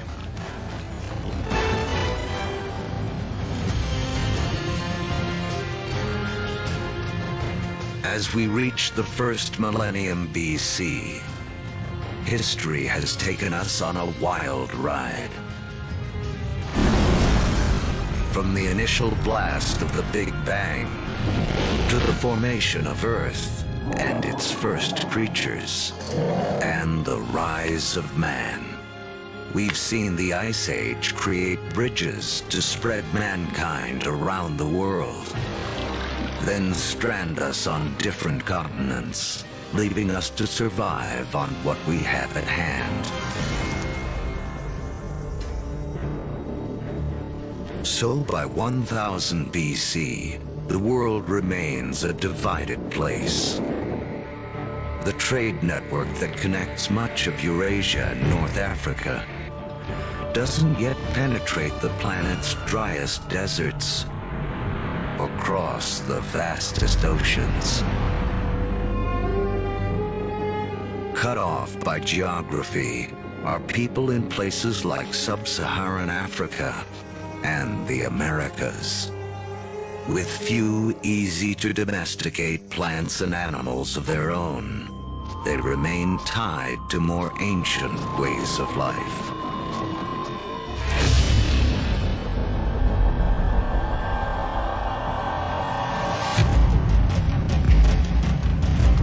(600 BC).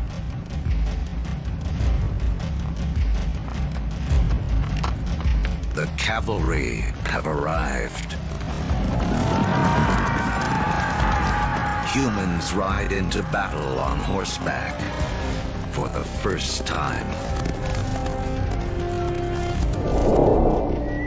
We've seen that just taming a horse gives man a massive advantage.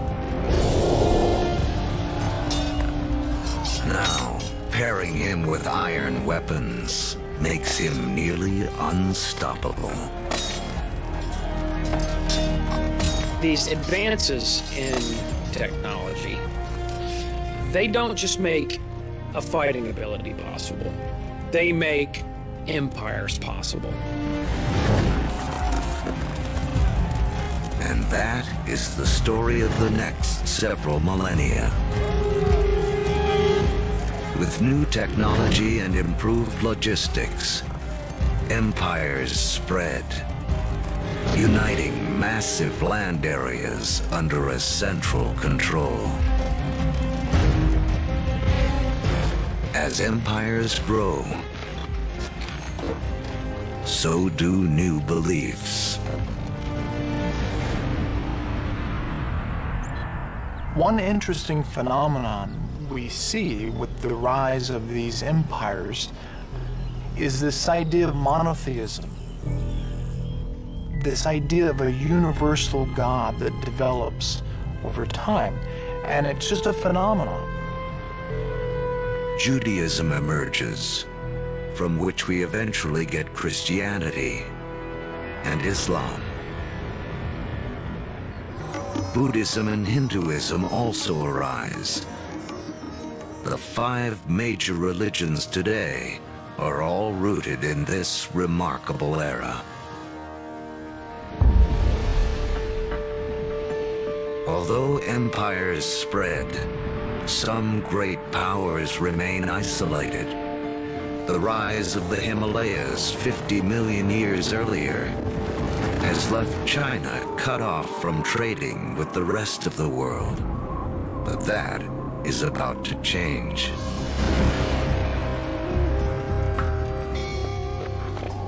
Around 100 BC, a Chinese emperor sends an envoy to the West in search of alliances. The routes he travels will become the Silk Roads, a massive trade network that connects China across Central Asia to the Roman Empire. China has joined the world. As far as we know, no Chinese trader ever met a Roman, no Roman ever met a Chinese trader, at least during this first period of the Silk Roads. But this vast trade then began to explode. Between about 100 BC and about 200 AD, we have 3 centuries of trade and cultural exchange on a level that has not been seen before in human history. But this new human network also unleashes hidden dangers.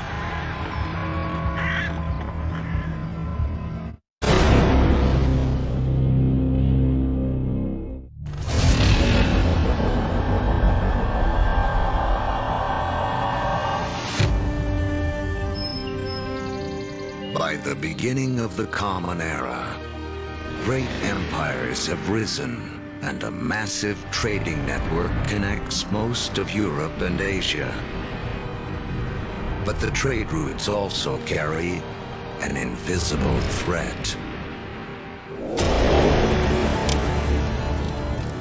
Disease. Massive epidemics that some blame for taking down both the Roman Empire and China's Han Dynasty.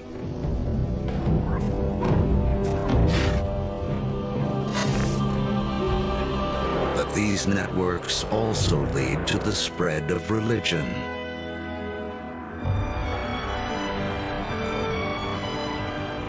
In 312 AD, the Roman Emperor Constantine converts to Christianity, paving the way for it to become the dominant religion of Europe and the West.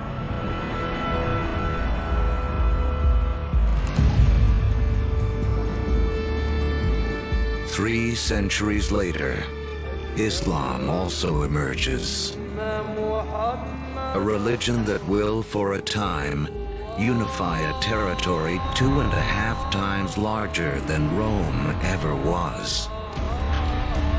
Arab trade will drive innovation for the next 1,000 years and expand the global network to places it has never gone before. The Arabs are sitting in the middle of Afro-Eurasia. There are Arab traders who are sailing off to China. There are Arab traders who are traveling all the way to the Atlantic Ocean. So they are sitting in the middle of the hub. One secret to Arab trade: the camel.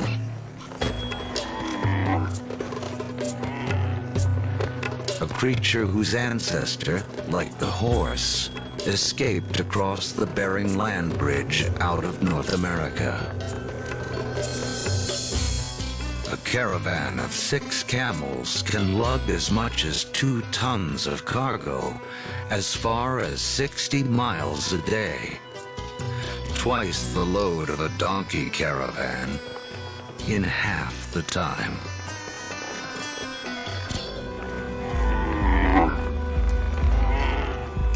For the first time, camel caravans open up reliable trade routes across the formidable Sahara Desert, leading to the formation of the first states in West Africa. Arabic trade expands, moving salt from the Sahara to Rome, rice from Eastern Asia to India, the secrets of making paper out of China into Europe, and countless other inventions and ideas around the world. Where does our word for lemon come from? Where does our word for coffee come from? They're all Arabic, because the Arabs brought a huge number of food crops into Europe. Oranges, citrus crops, they come from South China, yet they don't make it to the West until the Great Age of the Arabs.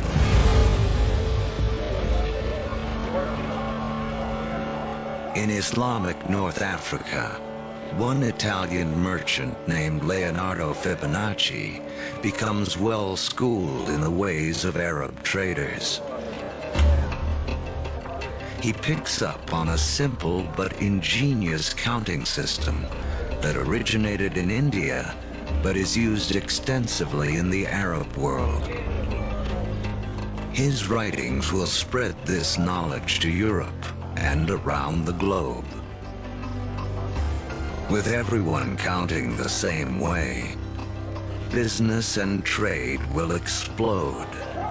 And because of Fibonacci, people today still almost universally use the numbers known as Arabic numerals. But there is another idea Arab traders will spread, something even more influential. It originates in China around 800 AD. A Chinese alchemist in search of an elixir for long life instead stumbles upon chemistry that can bring sudden death. He combines carbon and sulfur with saltpeter, a compound made of potassium, nitrogen, and oxygen. Forged in the stars, these elements now come together to make gunpowder. The recipe for gunpowder eventually moves west across the Silk Roads to the Islamic world, where Muslim warriors use it to fire cannonballs at Christian crusaders.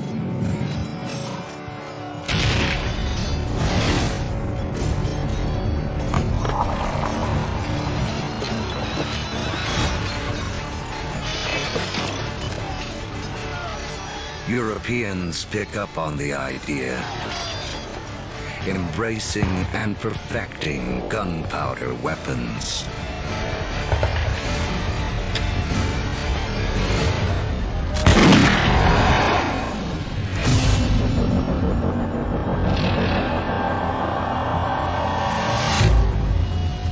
(1492 AD). There are roughly 400 million people in the world, but it is still divided in two.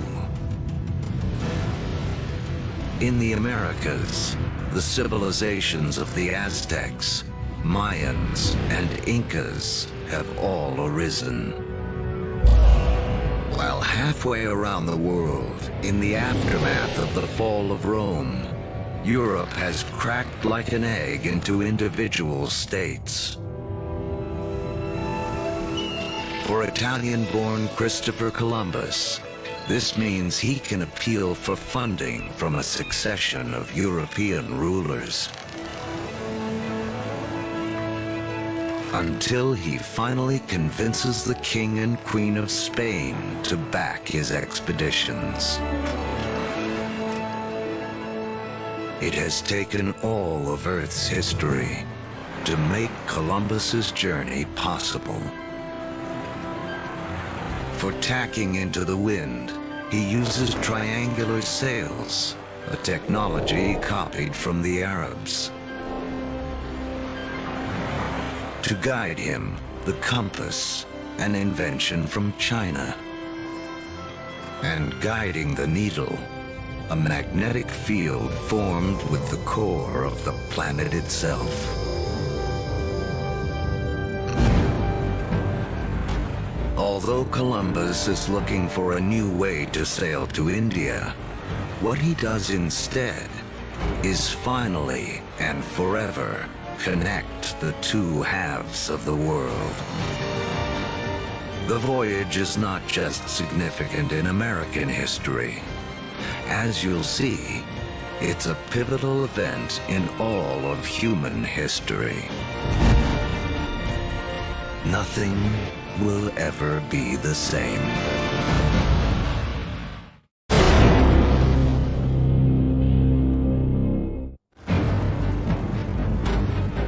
The end of the Ice Age marooned large pockets of humanity on separate sides of the globe for over 15,000 years.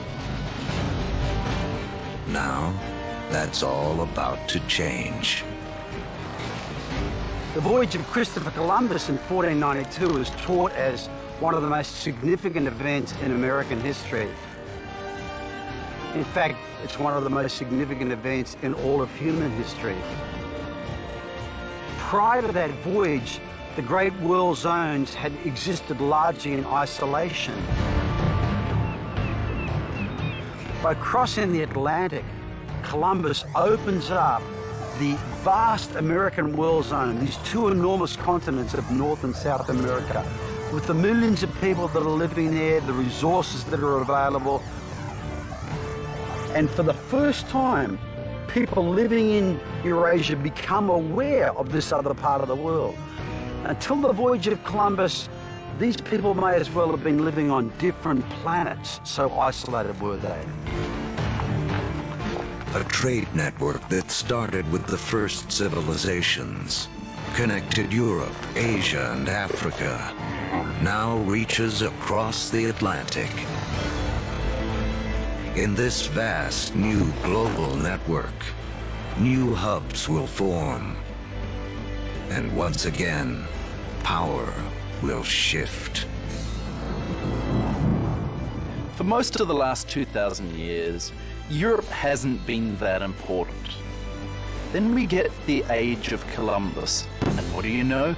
This is exactly the time where we see the rise of the West. This is when the West starts taking over, when it gets itself smack bang in the middle of the biggest exchange network the world has ever seen.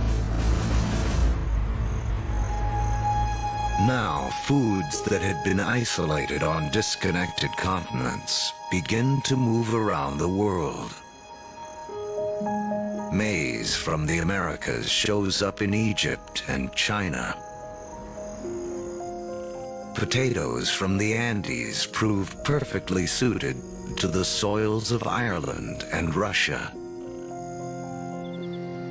The old Fertile Crescent grains like wheat begin to feed the Americas. New foods mean more calories, more energy. Within 3 centuries of Columbus's voyage, the population of the world will more than double to 900 million. But the unequal hands dealt to the 2 hemispheres now play out in a deadly climax. European conquistadors, inheritors of the agriculture and animals of the Fertile Crescent, and the trade spread along the vast networks of the Old World, come bearing guns, riding horses, and carrying infectious diseases. The result, slaughter.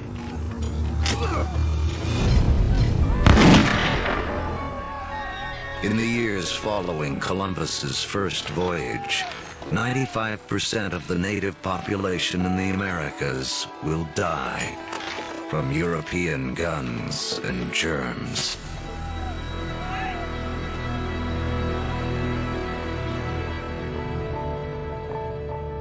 Once the hemispheres are connected, nothing can ever be the same. Take the incredible story of sugar. Chemically, it's the only source of fuel for our brains, a substance we are programmed to crave. Raw sugar comes mostly from sugar cane. Once again, a grass will play a central role in the story of mankind. First cultivated more than 6,000 years ago in Asia, Europeans discovered sugar in the Middle East during the Crusades and carried it home. Europe was hooked. But there's virtually nowhere in Europe where sugar can grow.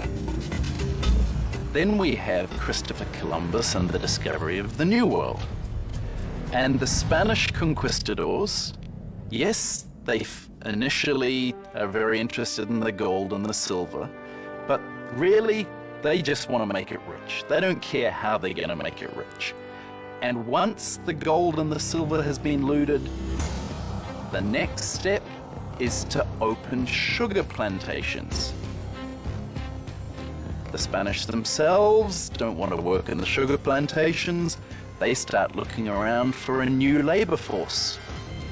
And over on the other side of the Atlantic, there is a place where they can buy slaves. And if we look at the history of slavery, the #1 destination of slaves from Africa are sugar plantations. So the history of sugar shapes the development of history through the Middle East, through the Crusades, through the conquest of Mesoamerica, and even the history of slavery from Africa to the Americas.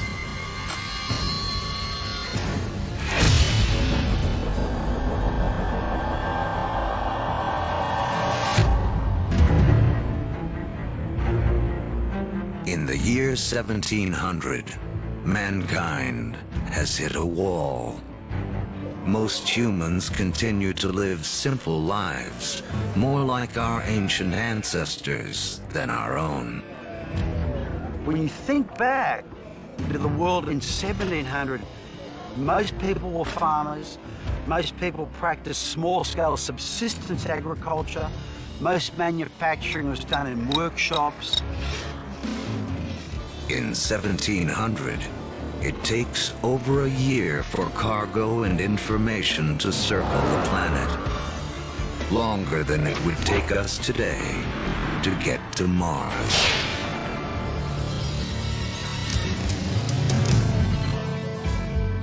What's holding us back is how we power our lives. In Egypt of 2000 BC, 90% of all work was done by human muscle, with animals kicking in the rest. By 1700 in Europe, the majority of work, 70%, is still driven by human muscle.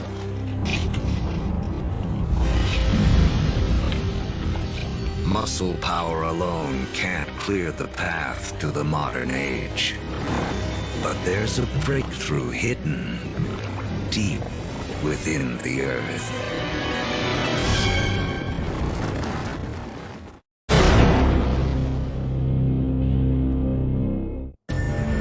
As our history of the world in 2 hours races towards a close, mankind has hit a wall. Human progress is stalled by the limits of our muscle. To break through, we'll need a new way to power our lives. And the entire history of the world.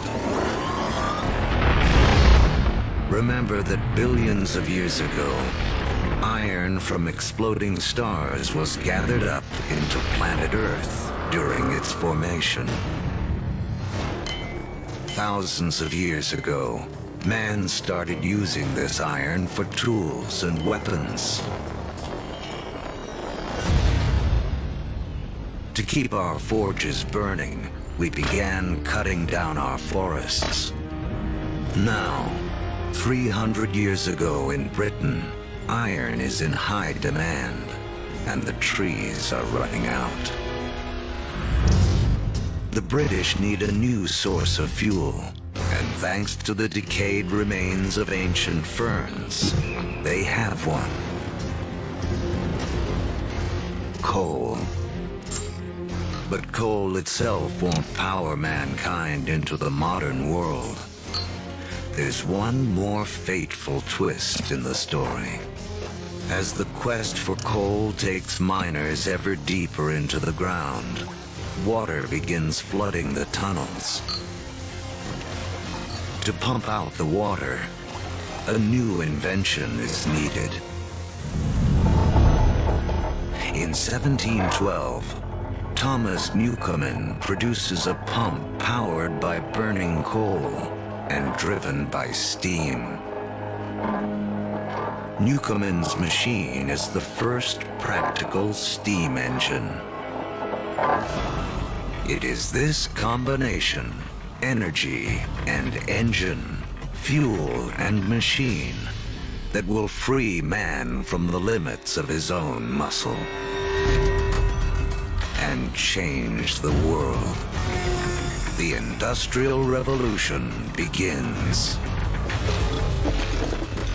Along with political revolutions in America and later France, this technological revolution forever transforms the landscape of the world. And before long, the Atlantic world has become the new economic, therefore cultural, therefore political, therefore military leader, and will utterly dominate global geopolitics from that moment to this. Trains thunder across the countryside. By the 1870s, the internal combustion engine has arrived, and the Germans invent its killer app, the automobile.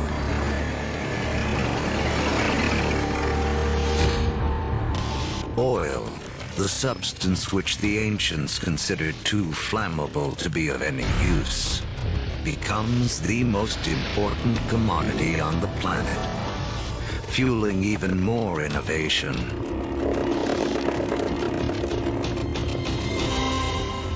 The telegraph and telephone move messages at lightning speed.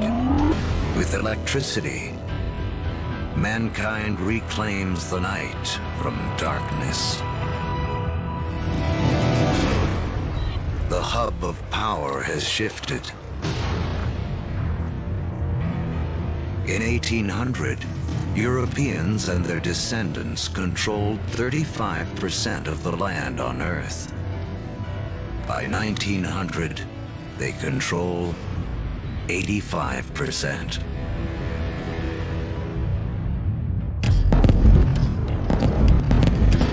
By the 20th century, fossil fuels and the internal combustion engine have amplified everything, including warfare.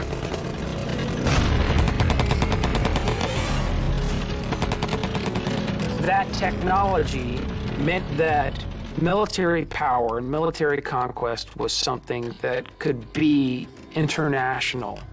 International in a way that it had never been before.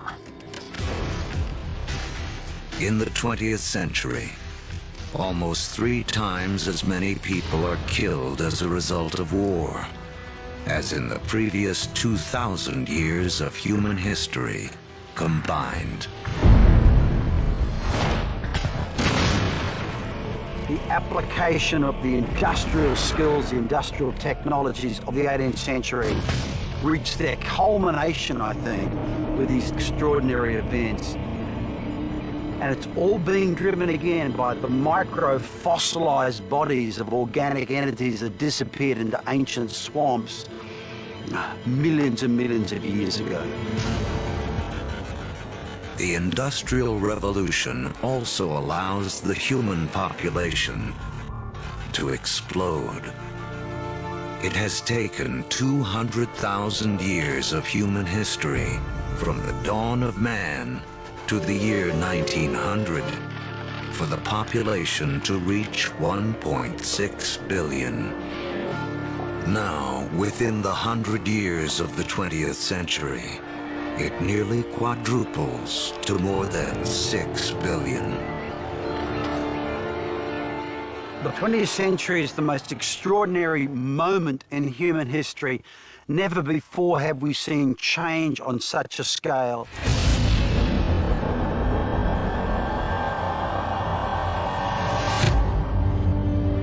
Today, humans number close to 7 billion. We are the dominant players on the planet.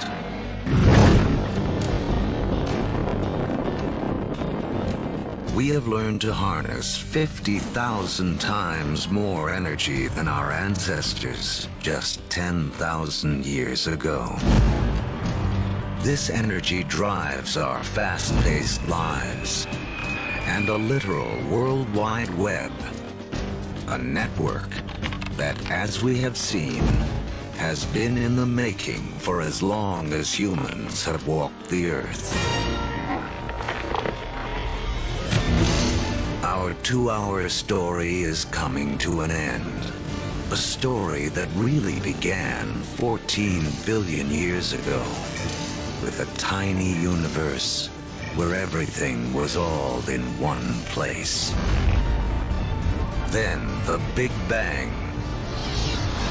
All the energy that has ever existed created in an instant.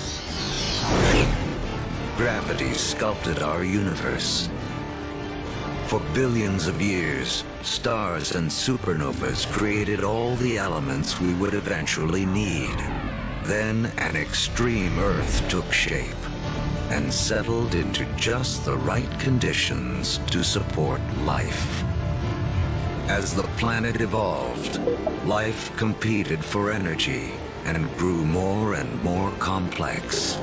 Eventually, the conditions were right for our species to rise. We mastered stone and fire. When the Ice Age came, we spread around the planet. And when the ice melted,